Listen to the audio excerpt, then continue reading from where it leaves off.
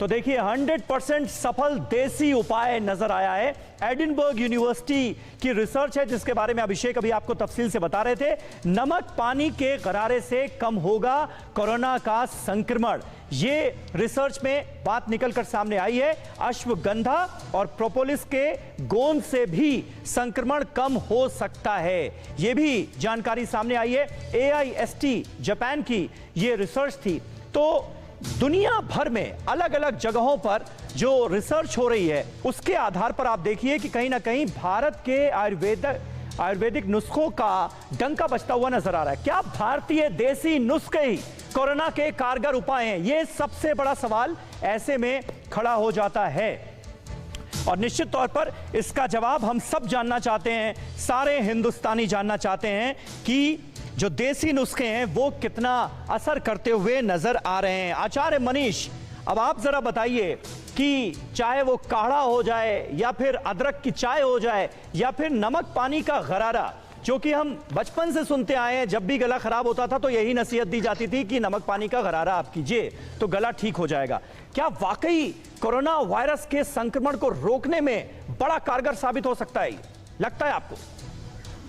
बिल्कुल, मैं सही बोल रहा हूं और आप भी बिल्कुल सही बोल रहे हो। अगर कोई व्यक्ति, जो प्रधानमंत्री जिन्हें आयुष का काढ़ा बताया था, हाँ। उन्होंने तो इसको इम्यूनिटी के तौर पे बताया था, लेकिन हम लोगों ने जो पिछले 1.5-2 महीनों में लोगों पे एक्सपेरिमेंट किया, जिन लोगों में सिम्टम्स आए लेकिन टेस्ट नहीं हुआ था, क्योंकि टेस्ट के बाद तो नेचुरली बात है वो एडमिट हो जाते, तो 3 से 5 दिन में वो लोग नेचुरली उनके सारे सिम्टम्स गायब हो रहे थे। चाहे वो बुखार था, चाहे वो गला सूखना था, सिर्फ यही दालचीनी और यही हमारी अदरक, काली मिर्च, लौंग, इलायची, इन चीजों से इतना बढ़िया रिजल्ट आता है।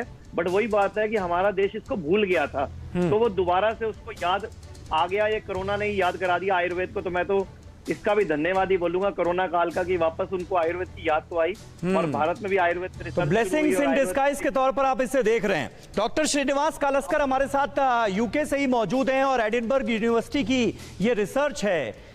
डॉक्टर कालस्कर, क्या आपको लगता है कि वाकई ये जो आयुर्वेदिक नुस्खे हैं ये न सिर्फ इम्यूनिटी को बढ़ाने में कारगर साबित हो सकते हैं बल्कि संक्रमण को खत्म भी कर सकते हैं शुरुआती तौर पर?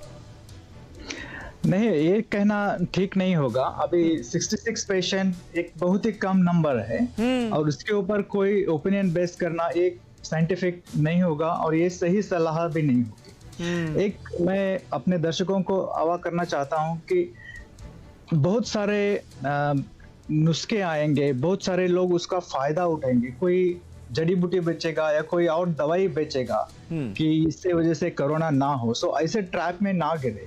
कोरोना के लिए जो रामबाण उपाय अभी तक सब जगह पे all over the world prove हुआ है, वो है social distancing, hand sanitization, mask, जो आप सुनते आ रहे हैं। तो एक ऐसी कोई बूटी मिलेगी, ऐसी कोई एक दवा होगी कि जिसकी वजह से सब प्रॉब्लम खत्म हो जाएगी। डॉक्टर श्रीनिवास, ये सारी तो सावधानियां है ना, मतलब प्रिकॉशंस हमें लेना है कि सोशल डिस्टेंसिंग का पालन करना है, मास्क पहनना है। लेकिन मान लीजिए कि हमें अगर सिम्टम्स दिखाई दे रहे हैं या कोरोना वायरस से हम संक्रमित हो गए शुरुआती तौर पर, तो क्या करें?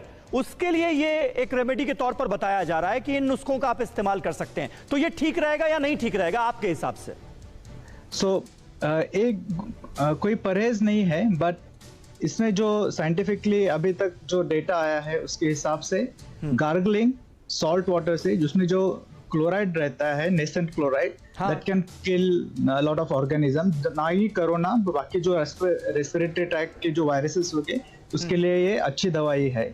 उसके साथ में अगर इम्यूनिटी बूस्ट करने हैं तो कुछ सरल उपाय है और उसके लिए आपको कोई पैसे खर्च करने की जरूरत नहीं है और ये लॉकडाउन में कोई भी कर सकता है। और सबसे इम्पोर्टेंट इसमें है कि स्लीप, सोना है, 7 से 9 घंटे सोना है, स्ट्रेस फ्री रहना है। उसी लिए आप योगा करें, मेडिटेशन करें, अपने फैमिली मेंबर्स के साथ में सौहार्द बताए। कोई आप वीडियो कॉन्फ्रेंसिंग से कर सकते हैं कांटेक्ट, तो ज्यादा से ज्यादा फैमिली फ्रेंड्स उनके साथ बात करें। और सप्लीमेंट का रोल है डेवलपिंग वर्ल्ड में, जैसे विटामिन सी, जिंक।